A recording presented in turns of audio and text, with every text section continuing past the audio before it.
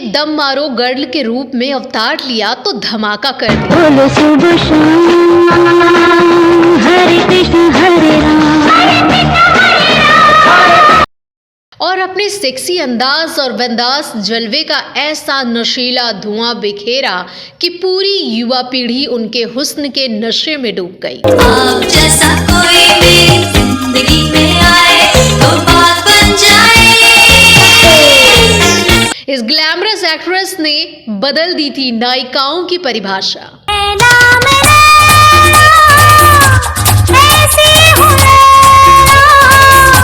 इस एक्ट्रेस ने जब फिल्मों में कदम रखा तब ज्यादातर हीरोइनें इंडियन लुक में नजर आती थीं, लेकिन जीनत ने वेस्टर्न लुक में अपने आप को पेश कर धमाका कर दिया। ऐसा रूप दिखाऊंगी मचे उठोगे।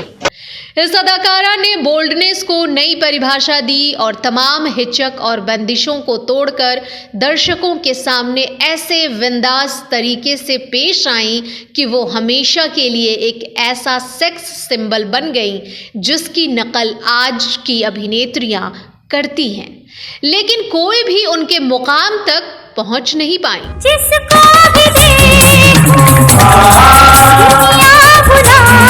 लेकिन ये जानकर आपको हैरानगी होगी कि पर्दे पर इस अभिनेत्री ने जिन किरदारों को जीवंत किया, वास्तविक जीवन में वो दुख तकलीफों से घिरी रही और बेइंतहा घरेलू हिंसा और अत्याचार की शिकार हुई। छोड़ दो ताकि तू उस कमीने कुत्ते के साथ जाकर सो जाए। कमीने कुतिया। इस वीडियो में इसी अदाकारा के निजी जीवन की उन सच्चाइयों के बारे में बताने जा रही हूँ जिन्हें जानकर आप दंग रह जाएंगे। जाऊं कहाँ उलझन सुलझे ना, रास्ता सूझे ना। तो आप बने रहिए हमारे साथ।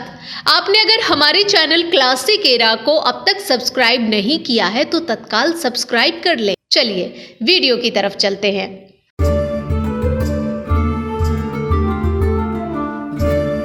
नमस्कार दोस्तों, मैं आपकी दोस्त और होस्ट शशि प्रिया और फिल्मों, गीतों और फिल्मी हस्तियों पर आधारित हमारे चैनल क्लासिक एरा में आपका बहुत स्वागत है। दोस्तों, 70 के दशक की बोल्ड एक्ट्रेस में शुमार की जाने वाली इस अभिनेत्री ने कई ऐसी हिट फिल्में दी जिनके बोल्ड सीन ने तहलका मचा दिया था। मैं भी गाली, मैं भी झिड़की, मैं ना खोलूं बंद खिड़की, नींद आ जाए तो। उस जमाने में इस एक्ट्रेस ने अपने बोल्ड अंदाज से लोगों के होश उड़ा दिए।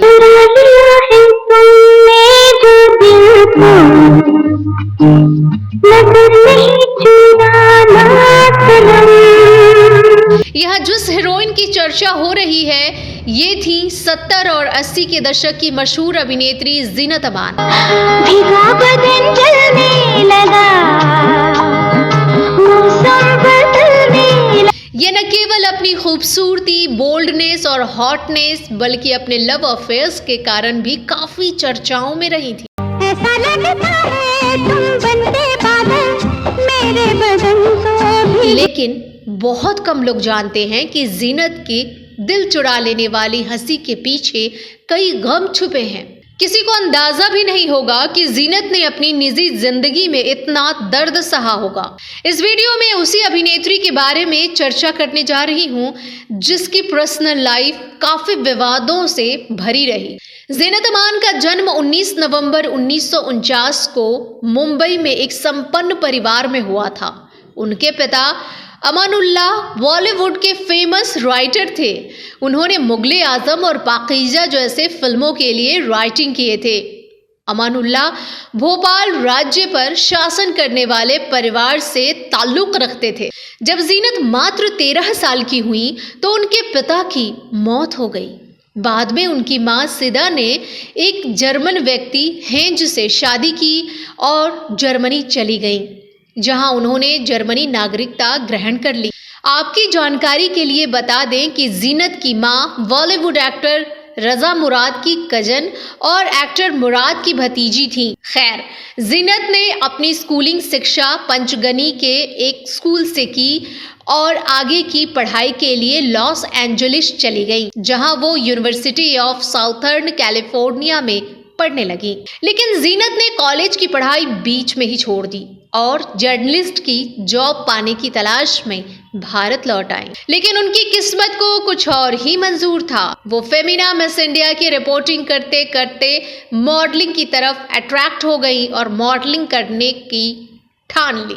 1966 में उन्होंने ताजमहल टी ब्रांड के लिए एक मॉडल के रूप में पहली बार काम किया। उसके बाद उन्होंने मिस इंडिया कॉन्टेस्ट में भाग लिया, लेकिन वो सेकंड रनर अप रही। इसके बाद 1970 में मिस इंडिया पैसिफिक में भाग लिया और जीतने में सफल रही और इस अवार्ड को जीतने वाली वो पहली साउथ एशियन वुमेन भी बन गई। इस सफलता के बाद जीनत ने फिल्मों की ओर रुख किया और 1971 में हलचल और हंगामा फिल्में की, पर दोनों ही फिल्में फ्लॉप रहीं, जिसके कारण निराश होकर उन्होंने जर्मनी लौट जाने का मन बना लिया। तभी देव आनंद साहब ने उन्हें हरे रामा हरे कृष्णा फिल्म के लिए ऑफर किया। ये फिल्म सुपर डुपर हिट रही और वो रातों रात स्टार बन गई। खासकर इस फिल्म का दम मारो दम गीत काफी लोकप्रिय हुआ। दम मारो दम मिट जाए हम। इसके बाद जीनत ने 1978 में सत्यम शिवम सुंदरम की, जो सुपर डुपर हिट रही।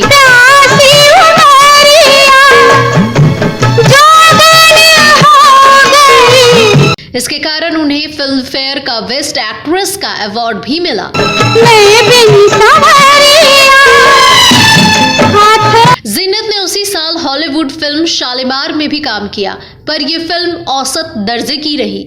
इसके बाद जीनत की प्रमुख फिल्में आई चोर के घर चोर, डॉन, धर्मवीर, छैला बाबू और द ग्रेट गैम्बलर। उनकी अंतिम फिल्म स्ट्रिंग ऑफ पैशन है, जो 2012 में आई। उसके बाद उन्होंने बॉलीवुड से दूरियां बना ली। जीनत की फिल्म सत्यम शिवम सुंदरम में उनके ऐसे कई बोल्ड सीन्स देखने को मिले थे, जिससे उन्हें रातों रात एक बड़ा स्टार बना दिया था। लेकिन इसके बाद भी वो अपनी फिल्मों से कम पर्सनल लाइफ के विवादों से ज्यादा चर्चा में रही हैं। लेकिन इन सब के बीच उन्होंने संजय खान से बेइंतहा प्यार किया था। लेकिन संजय से शादी करना जीनत को जीवन भर के लिए भारी पड़ गया था।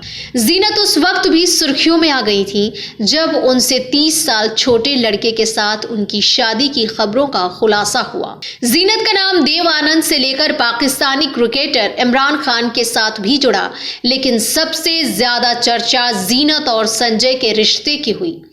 जीनत संजय के प्यार में इस कदर दीवानी थी कि उन्होंने फिल्म की शूटिंग के दौरान ही शादीशुदा संजय से साल 1978 में गुपचुप तरह से शादी कर ली।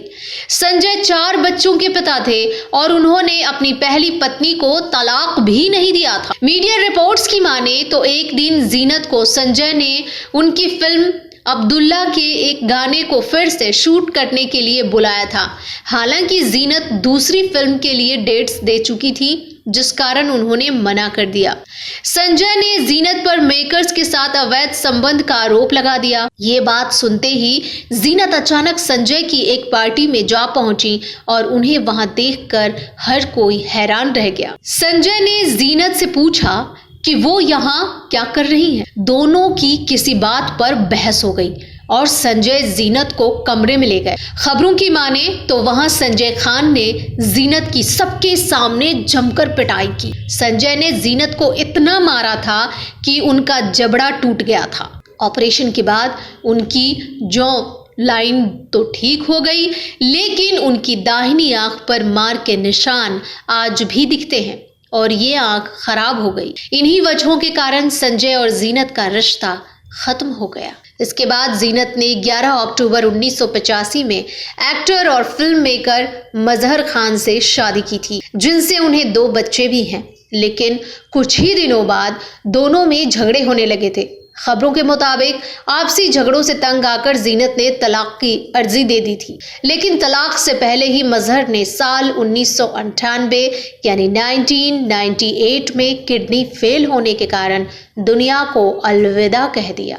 बॉलीवुड की बिंदास एक्ट्रेस में शुमार जीनत अमान ने हालांकि 2 शादियां की थी, लेकिन 59 साल की उम्र में जीनत की तीसरी शादी की भी चर्चे खूब हुए। वो भी 33 साल के बिजनेसमैन और रियल एस्टेट कारोबारी अमन खन्ना उर्फ सरफराज से।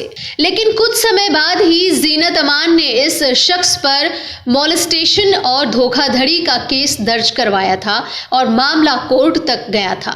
लेकिन सरफराज इस बात पर अड़ा था कि जीनत ने उनसे शादी की है और वो उनके लिए धर्म बदलकर अमन से सरफराज बन गया। जीनत की शिकायत के बाद मुंबई पुलिस ने अमन खन्ना और सरफराज को हिरासत में भी ले लिया था। ये मामला जब कोर्ट में गया तो वहां मौलवी को बुलाया गया जो निकाह पढ़ाने का दावा कर रहा था। मौलवी तक ने कोर्ट में कहा था कि वो उस बेमेल शादी को कभी नहीं भूल सकता क्योंकि दुल्हन 59 साल की थी और दूल्हा था सिर्फ और सिर्फ 33 साल का। जीनत अमान का निकाह उसने ही सरफराज उर्फ अमन से करवाया था। बता दें कि अमन पहले से शादीशुदा था और 2 बच्चों का पिता भी था और कोर्ट से उसने कहा था कि वो जीनत से एक पार्टी में मिला था और वहीं से उनका अफेयर शुरू हुआ था। मीडिया रिपोर्ट्स की माने तो अमन ने जीनत के लिए अपना धर्म बदला था और फिर उनसे निकाह किया था। जीनत की कुछ तस्वीरें भी सरफराज के साथ सामने आई थी जिसने वो मक्का गई हुई थी। जीनत ने 7 फरवरी 1913 को इंडिया टुडे को दिए एक इंटरव्यू में बताया कि ये गलत व्यक्ति था जिसे वो बरसों से जानती थी क्योंकि वो उससे एक शिवसेना के कार्यक्रम में मिली थी। वहीं इससे उनकी मुलाकात हुई थी। बाला साहब के कारण वो अमन से मिली थी। जीनत ने मीडिया पर आरोप लगाया था और कहा था कि ये सब एक साजिश के तहत किया गया है। जीनत ने यह भी कहा था कि ये बेहद शर्मनाक है। हालांकि कोर्ट ने भी इस मामले को बाद में खारिज कर दिया। तो दोस्तों, ये वीडियो आपको कैसा लगा हमें जरूर बताएं। जीनत अमान के बारे में आपके पास कोई और जानकारी हो तो कमेंट बॉक्स में कमेंट कर अवश्य लिखें। अगले वीडियो में मैं शशि प्रिया फिर फिल्मों, गीतों और फिल्मी हस्तियों से जुड़ी कोई नई कहानी या नई जानकारी लेकर हाजिर हो जाऊंगी। तब तक के लिए हमें दे इजाजत और देखते रहे हमारा चैनल। नमस्कार।